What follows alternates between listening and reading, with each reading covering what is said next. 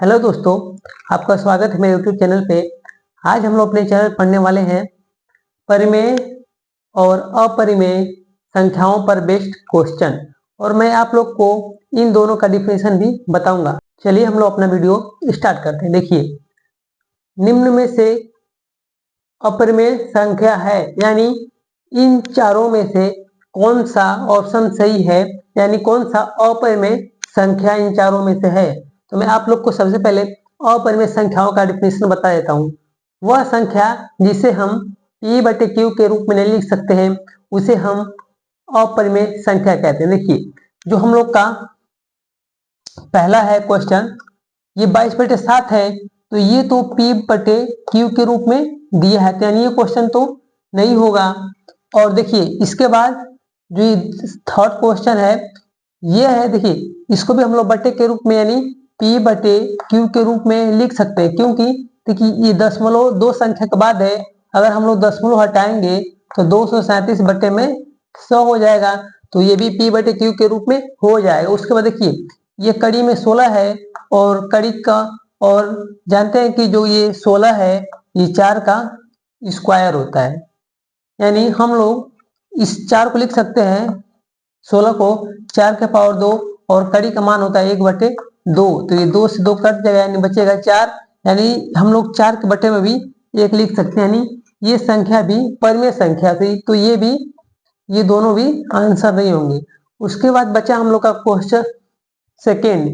तो देखिए, ये पाई इस क्वेश्चन का आंसर होगा, क्योंकि पाई का मान होता है 22/7, तो हम लोग को यहाँ पे 22/7 नहीं रखना है।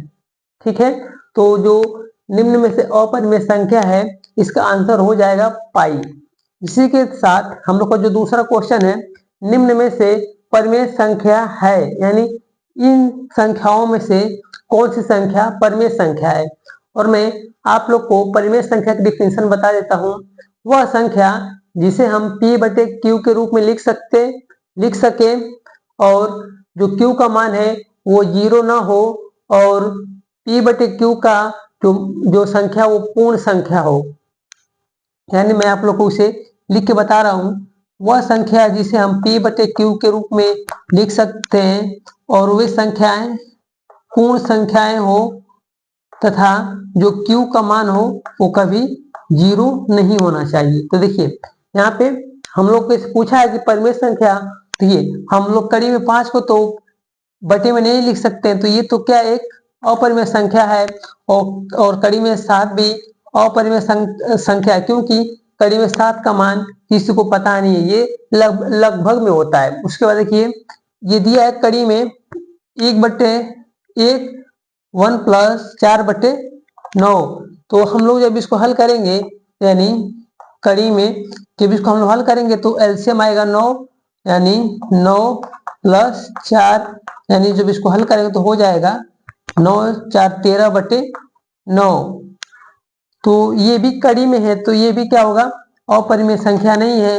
बचा हम लोग का कड़ी में 25, तो हम लोग 5 को लिख सकते हैं 5 के पावर 2, और कड़ी का मान होता है 1/2, यानी 2 से 2 कट जाएगा, बचेगा 5, तो हम लोग 5 के बटे में 1 लिख सकते हैं, यानी ये हो गया P/Q के रूप में, और ये एक पूर्ण संख्या भी है, और यहाँ पे Q का मान 0 भी नहीं है, यानी जो दूसरे क्वेश्चन का होगा ये हो जाएगा आंसर, यानी क्वेश्चन नंबर 4 सही होगा, कड़ी में 25। दोस्तों, अगर मेरा वीडियो आप लोग को अच्छा लगा हो तो मेरे वीडियो को प्लीज लाइक, कमेंट, और मेरे चैनल को प्लीज सब्सक्राइब करिएगा। मिलते हैं अगले वीडियो में।